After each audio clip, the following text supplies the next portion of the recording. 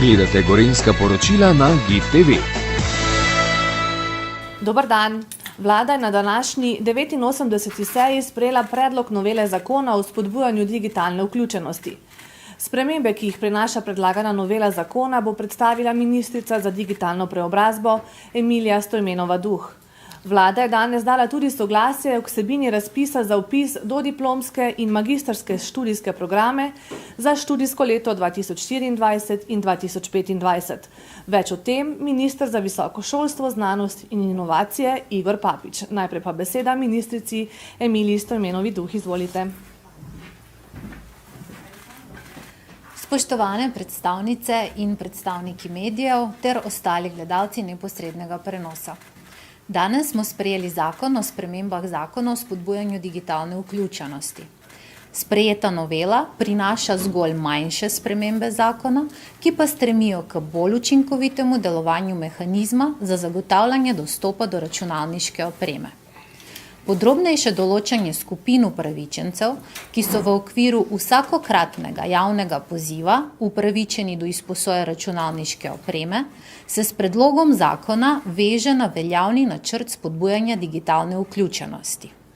Ker vlada želi, da bi najbolj ranljive skupine prebivalstva računalniško opremo prejele v najkrajšem možnem času, predlog zakona za letos določa upravičence neposredno za zakonom.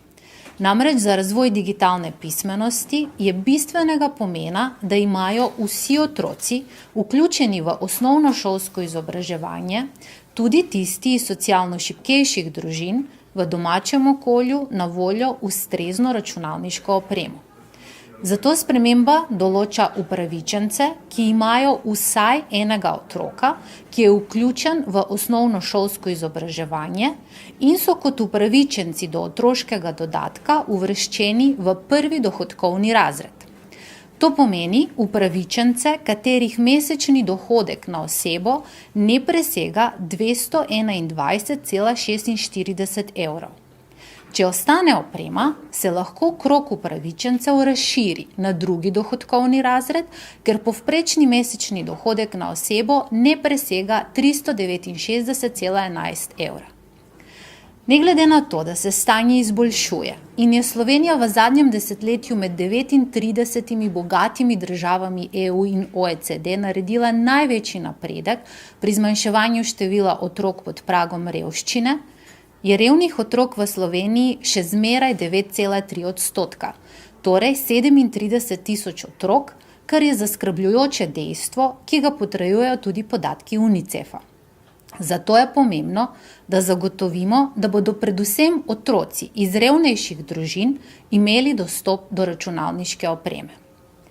V nadaljevanju bi rada posebej poudarila, da je digitalna vključenost družbeno vprašanje in je ključnega pomena za razvoj posameznikov in družbe kot celote.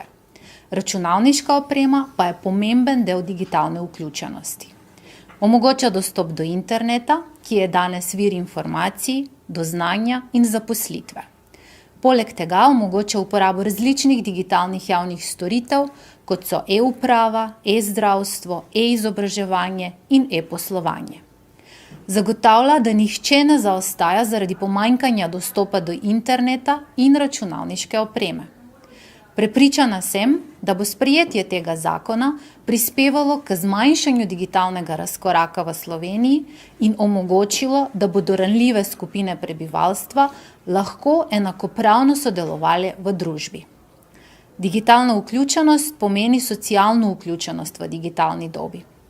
Ob koncu bi dodala, da je mehanizem za izposojo računalniške opreme, podobno kot financiranje usposabljanj za dvig digitalne pismenosti, eden od stalnih ukrepov spodbujanja digitalne vključenosti. Ministrstvo za digitalno preobrazbo bo poskrbelo za sprotno dodajanje računalniške opreme v sklad. Zakon bo danes poslan v Državni zbor in bo sprejet po skrajšanem postopku. Takoj po sprejetju zakona bo javni sklad objavil poziv, kar pomeni, da bodo računalniki razdeljeni še to pomlad. Hvala za vašo pozornost. Hvala lepa, ministrica. Imamo novinarsko vprašanje. Izvolite. Lep pozdrav. Zanima me, torej glavni problem tega razdeljevanja je bil ta, da je bilo torej upravičencev preveč. Zdaj, ko ste zožali ta nabor, koliko je teh upravičencev? Jih je manj kot je računalnikov ali še vedno več? In kako je z operacijskim sistemom, glede na to, da so nekatere informacije, da bi to tudi lahko trajalo mesec, dva, bi lahko, se pravi, sprejemanje oziroma spreminjanje tega zakona in nameščanje teh pač programov potekalo istočasno, zato da bi pač računalniki čim prej prišli v uporabo. Hvala. Najlepša hvala za vprašanje. Ja, zagotovo bo potekalo istočasno, tako da takoj po sprejetju zakona v Državnem zboru bo objavljen poziv in takrat, ko bodo upravičenci prejeli odločbe, bodo lahko dobili tudi računalniki, ki imajo odprtokodni operacijski sistem nameščen na prenosnikih. Seveda bodo nameščeni tudi antivirusni programi, ker je bilo veliko govora tudi o tem. Število upravičencev je večje od število prenosnikov, saj verjamemo, da ne bodo vsi oddali, se ne bodo odzvali na ta poziv, tako da število upravičencev je še zmeraj večje, ampak je pa bistveno manjše kot 400 tisoč, kot je bilo določeno v samem zakonu. Bo pa to potem se razdeljevalo kaj po sistemu, kdor prej pride, prej melje? Ja, časovni potek je določen, ampak še zmeraj zdaj število teh upravičencev je nekje okoli 30 tisoč upravičencev. Ali imate že kakšne finančne ocene, koliko bo stalo še to nameščanje operacijskega sistema in protivirusnega programa? Operacijski sistem je odprtokodni, kar pomeni, da je brezplačni. Samo nameščanje pa je bilo tudi prej predvideno v zakonu, ki je bil sprejet že lani in nekje pride 25 evrov na prenosnik. Imamo še vprašanje prek spleta. Najprej dobi besedo Gašper Blažič, Demokracija. Slišimo vas? Samo trenutek. Ne slišimo? Ne slišimo vas, gospod Gašper. Potem pa damo prednost Sari Neuerbauer iz NN, če bomo njo slišali, pa se bomo še vrnili k vam, gospod Gašper. Sara Neuerbauer, prosim, če še vklopite kamero. Ja, če se slišimo. Se. Zanima me, glede na to, da je predvideno, da bo ta računalniški sklad tudi vnaprej deloval in da se bo polnil z odsluženimi računalniki iz javne uprave in lokalnih skupnosti. Kdo bo skrbel za servis teh računalnikov, kako boste izbrali, bo to javni razpis za nekega zunanjega izvajalca in koliko bo to predvidoma stalo, bo to neka letna pogodba ali za vsak sklop računalnikov? Drži, sklad se bo še naprej polnil, ampak ne samo za rabljeno opremo, zato bomo zagotavljali sproti tudi novo računalniško opremo. Predvideno je, da se bo določil zunanji izvajalec. Kdo ga bo določil, zato je zadolžen Javni štipendijski sklad, ki je tudi izvajalec tega mehanizma, kako bo izbran po postopek javnega naročanja. Finančna sredstva pa bodo zagotovljena s strani našega ministrstva. Poskusimo še enkrat pri gospodu Blažiču, če bi vključil mikrofon, prosim.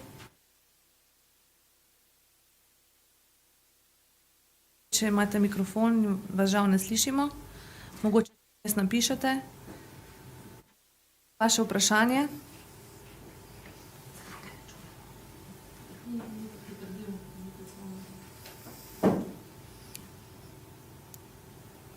Očitno imamo težave z gospodom Gašperjem in če bo prišlo vprašanje, mu bomo pisno zagotovili odgovor, ministrica.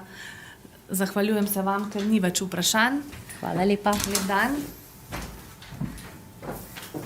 Zdaj pa se nam bo pridružil minister za visoko šolstvo, znanost in inovacije Igor Papič, saj je vlada danes dala tudi soglasje k vsebini razpisa za vpis v dodiplomske in magistrske študijske programe za študijsko leto 2024-2025. Izvolite. Hvala lepa, spoštovane kolegice, kolegi. Vlada je danes potrdila vpisne številke za razpis v dodiplomske in enovite magistrske študijske programe. Gre za tako javne univerze in pa seveda tudi zasebne visokošolske zavode.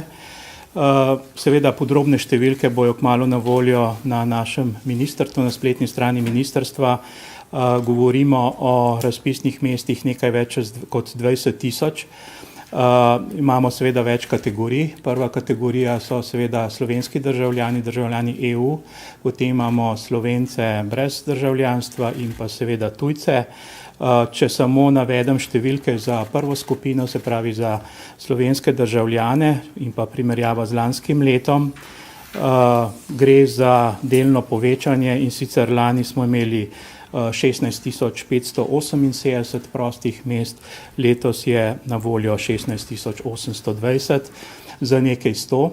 Mogoče novost pri letošnjem potrjevanju je to, da je vlada lani oktobra sprejela posebne usmeritve. Izredno me veseli, da so univerze, fakultete sledile tem usmeritvam, da smo na nekaterih deficitarnih programih delno povečali te vpisne številke. Osnovno ureditev tega področja bomo pa seveda uredili oziroma določili s sklenitvijo nove 4-letne pogodbe o financiranju visokošolskih zavodov. Ta pogodba bo začela veljati od 1. januarja 2025 in bo veljala za 4 leta. Tam bomo pa seveda natančno definirali pričakovanja ustanovitelja in pa seveda univerze bo imele priložnost, da bojo tudi izrazile svoje potrebe oziroma pod kakšnimi pogoji bojo lahko te vpisne številke izvedle in pa seveda vpisale določeno število študentov na določenih področjih. Toliko na kratko z moje strani, kot rečeno, natančne številke po izobraževalnih inštitucijah bojo v kratkem objavljene na spletnih straneh, tako vlade kot tudi Ministrstva za visoko šolstvo, znanost in inovacije.